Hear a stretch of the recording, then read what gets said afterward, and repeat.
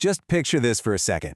A day when the entire sky over a city just explodes into a canvas. We're talking thousands of dancing, dueling colors. A day so vibrant, you could literally feel the energy thrumming through the streets. Well, that day was called Basant, and for a long, long time, it was the very soul of a city. So today, let's dive into the story of that day. All right, so our story takes us to the ancient, bustling city of Lahore in Pakistan. This is a city that's just steeped in history and culture. And for a time, it was home to what might have been the world's most spectacular kite festival.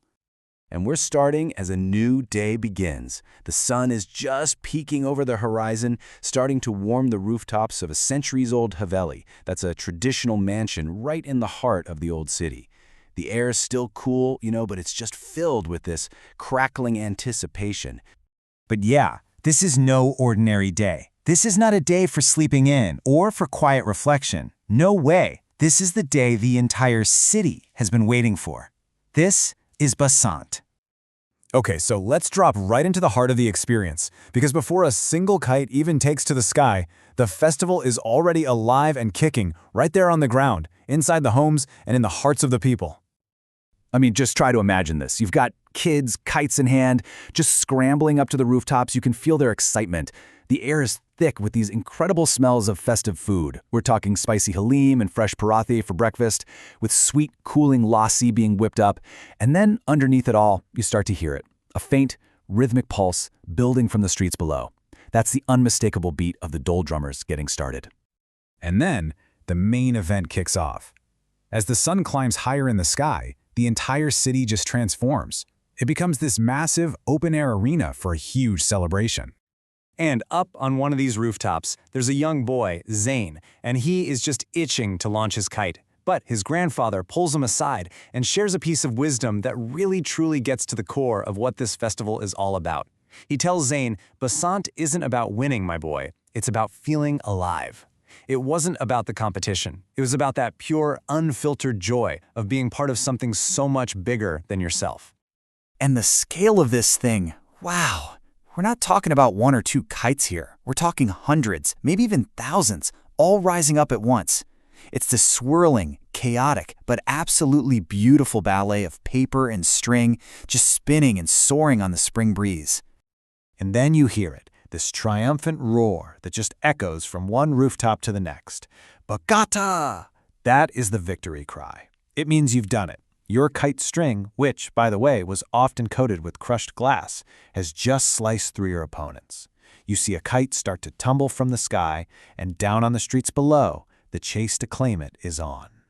Meanwhile, down on the ground, the whole city is just electric. It's draped in yellow, the official color of spring. You've got banners flying from buildings, women dressed in these vibrant yellow churidars, and those dhol beats, they're not distant anymore. They are right there, shaking the very foundations of the city, pulling every single person into this shared rhythm of pure, unadulterated celebration. But to really get Basant, we've got to look beyond just the amazing spectacle. We need to dig a little deeper to understand its roots and what it truly meant to the people of Lahore. See, Basant wasn't some modern invention. Its history goes way back, stretching back for centuries. It actually started as this, refined, courtly celebration of spring with music and poetry. But in Lahore, it just evolved. It became the city's signature event, the thing that defined its identity. It was a day when all the social barriers just melted away, and everyone, friend, stranger, it didn't matter, was connected, all looking up at the very same sky. And at its very heart, Basant was a festival of hope.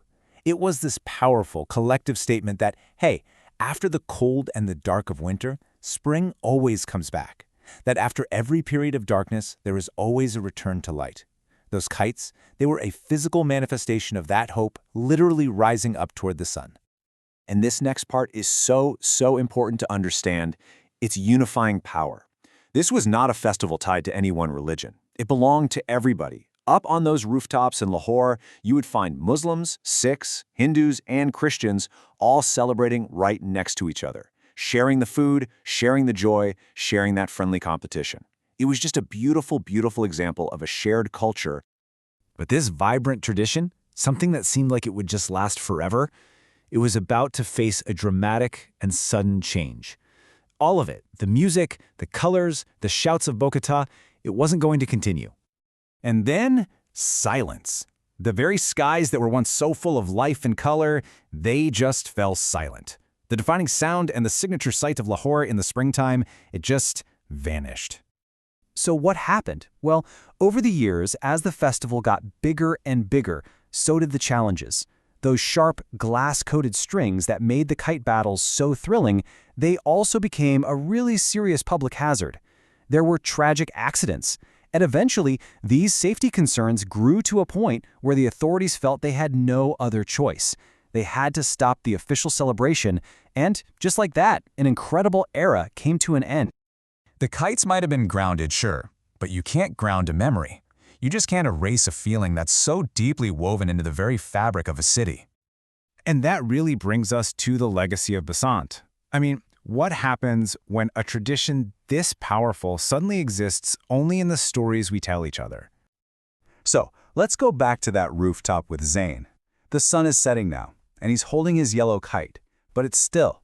And he turns to his grandfather and asks the question that's really on the minds of so many in Lahore, a question that's just filled with this longing for a joy they all once knew. And his grandfather's answer, it's really the final, profound thought for us today. He says, "Son, Basant lives as long as we remember its joy." And what he's saying is that a festival is so much more than just an event. It's a spirit. The kites might not fly across the city anymore, but the joy, the unity, the hope that it all stood for, that can never truly be extinguished as long as people choose to remember it. So the question that leaves us with is this: what really gives a culture its life? Is it the act of celebration itself, or is it the power of its memory?